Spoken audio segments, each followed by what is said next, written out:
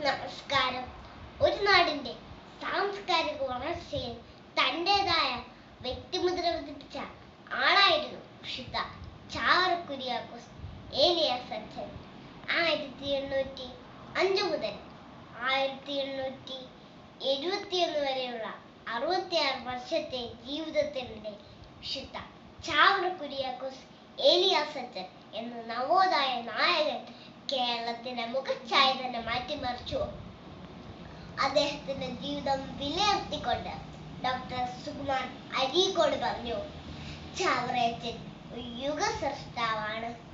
19-ാം നൂറ്റാണ്ടിൽ ജീവിച്ച് കേരളീയ സമൂഹത്തിന് ശക്തിയും വെളിച്ചവും പകർന്ന ആളായിരുന്നു ചാവറയച്ചൻ.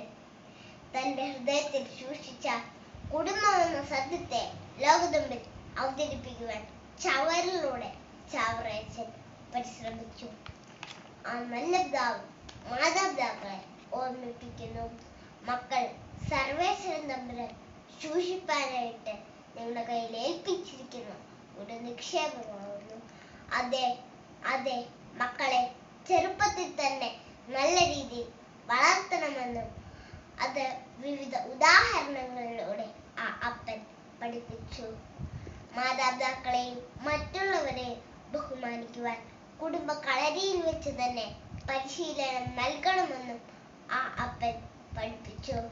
ആത്മാർത്ഥതയും സത്യസന്ധതയും കുഞ്ഞുങ്ങളുടെ കൈമുതലായിരിക്കണമെന്നും അത് കുടുംബങ്ങളിൽ നിന്ന് തന്നെ അവർ ശീലിക്കണമെന്നും കർശനമായി ആ അപ്പൻ നിർദ്ദേശിക്കുകയുണ്ടായി. കുട്ടികൾക്ക് സാധിക്കുന്ന ജോലികൾ ചെയ്ത് പഠിപ്പിക്കണം.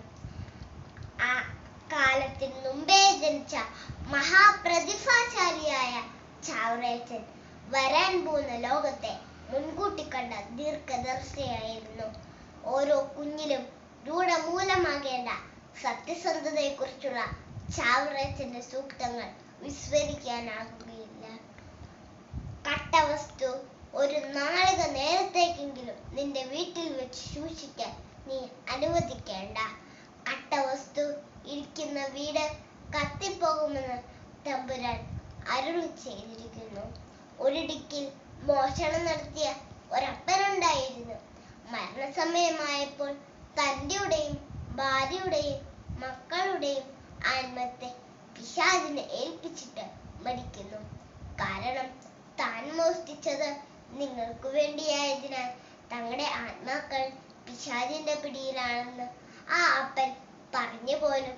വിശുദ്ധ ചാവറ കുര്യാക്കോസ് ഏലിയാസ് അച്ഛൻ ഈ കഥ പറഞ്ഞു വയ്ക്കുമ്പോൾ കട്ടവസ്തു കത്തിപ്പോകുമെന്ന അദ്ദേഹത്തിന്റെ സൂക്തങ്ങൾ എത്രയോ അർത്ഥവത്താണ്.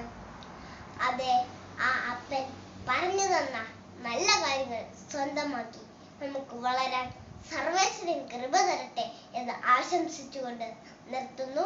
നന്ദി, നമസ്കാരം. ജയ് ക്രൈസ്റ്റ്.